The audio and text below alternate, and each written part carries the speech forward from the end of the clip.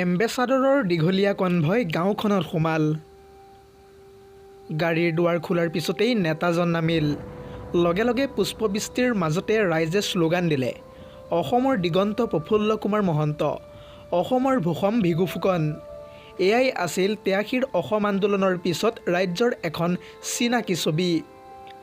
চুক্তিত স্বাক্ষৰ কৰি দিল্লীৰ পৰা উভতি অহাৰ পিছত এদিন প্ৰফুল্ল কুমাৰ মহন্তই যোৰহাটৰ এখন গাঁৱলৈ গৈছিল।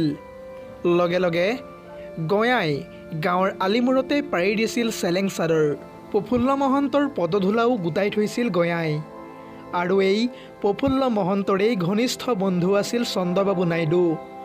অসমত যেতিয়া মহন্তই জাতীয়তাবাদৰ ধ্বনি দিছিল, ঠিক তেতিয়াই নাইডুৱে আঞ্চলিকতাবাদৰ শ্লোগানে দক্ষিণাৱৰীৰ বতাহজাকক কৰি তুলিছিল উত্তপ্ত।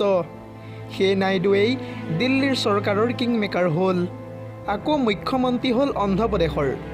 কিন্তু নামগোন্ধ নোহোৱা হৈ পৰিল প্ৰফুল্ল কুমাৰ মহন্তৰ। এষাৰ কথাতে নাইডুৱে নৰেন্দ্ৰ মোদীক বাধ্য কৰি দিব পৰা হ'ল। কিন্তু অগপই বিজেপিৰ পৰা কৰিবলগীয়া হ'ল সহায় ভিক্ষা।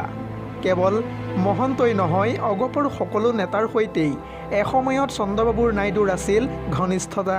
আনকি সভাপতিত্বৰ সময়ত বৃন্দাবন গোস্বামীয়েও তেলেগু দেশম পাৰ্টীৰ বাবে প্ৰচাৰ চলাইছিল। তেতিয়া অন্ধ্ৰপ্ৰদেশত গোস্বামীয়ে ভাষণ দি অতি স্পষ্টভাৱে কৈছিল যে জাতীয়তাবাদ কে লিয়ে হম চৰম ত্যাগ কৰ দেগা। কিন্তু ৰাজনৈতিক জগতৰ পৰা প্ৰায়ে হেৰাই গৈ আকৌ উভতিল চন্দ্ৰবাবু নাইডু।